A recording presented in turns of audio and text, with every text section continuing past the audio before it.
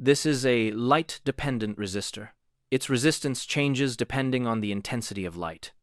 When it is bright, the resistance can drop to just a few hundred ohms. When it is dark, the resistance increases to tens or even hundreds of kilo ohms.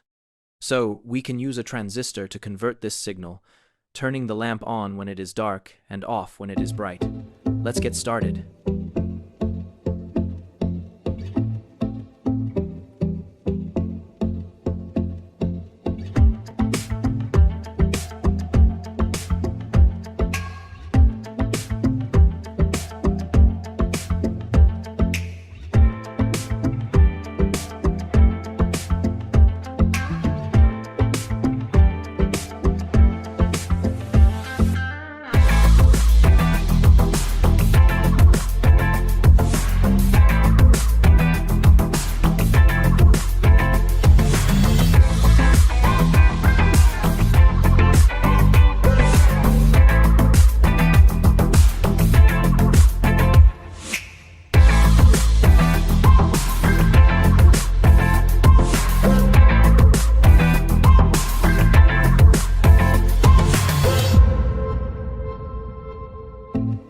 First, I will try the simplest circuit.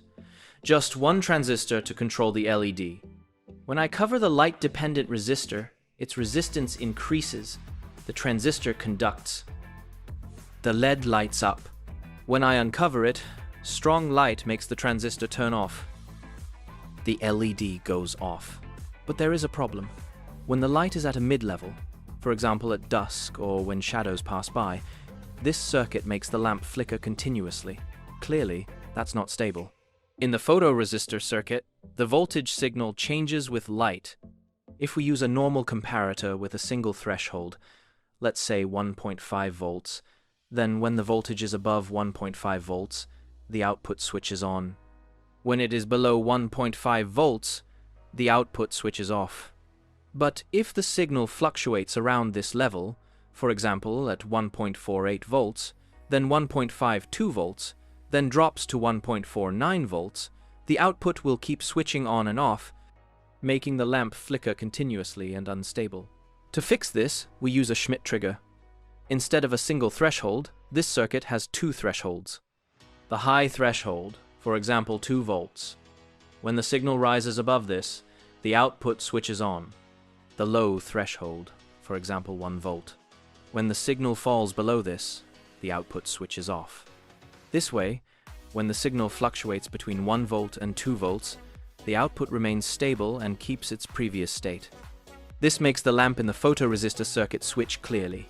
It turns on when it is fully dark, turns off when it is fully bright, and stays steady during flickering or twilight. Let's improve the circuit.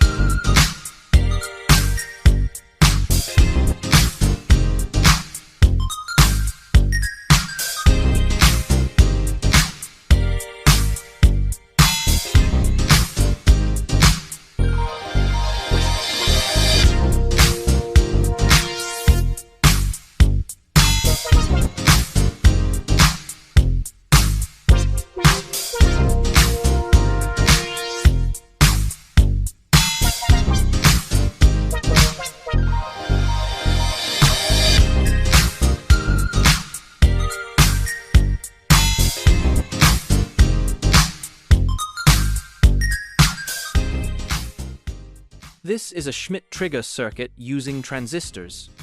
Suppose when the power is first applied, it is dark, and the photoresistor has about 100 kiloohms of resistance. At that time, the input voltage is only about 0.2 volts. The emitter voltage of transistor Q1 is nearly zero, so the base emitter voltage is just 0.2 volts, not enough to turn Q1 on. Meanwhile, transistor Q2 has about 5 volts across its base emitter, so it turns on. This also turns Q3 on, lighting the lamp. At the same time, due to positive feedback, the emitter of Q1 is raised to about 1.4 volts. For Q1 to switch on in this state, the input voltage must be higher than 1.4 plus 0.7, which is about 2.1 volts. This is the high threshold of the Schmitt trigger. As it gets brighter, the photoresistor's resistance decreases, raising the input voltage. Once it goes above 2.1 volts, Q1 begins to conduct. When Q1 turns on, it pulls the base emitter voltage of Q2 close to zero, turning Q2 off and cutting off the positive feedback. At this point, Q1's emitter suddenly drops close to 0 volts. Now, to change the output state again, Q1 must be turned off. Since its emitter is already near zero, the input voltage only needs to fall below 0.7 volts for Q1 to stop conducting. This is the low threshold of the Schmitt trigger. With a Schmitt trigger combined with a photoresistor, the circuit has two different switching thresholds. This ensures the lamp turns on or off decisively, without flickering when the light level hovers near the threshold. This is the key advantage of the Schmitt trigger, eliminating noise and keeping the output signal stable. For more advanced applications, you can use integrated Schmitt trigger ICs. They offer faster speed, smaller size, and greater convenience compared to discrete circuits. If you found this video useful, don't forget to like and share so more people can see it. And remember to subscribe to the channel for upcoming videos.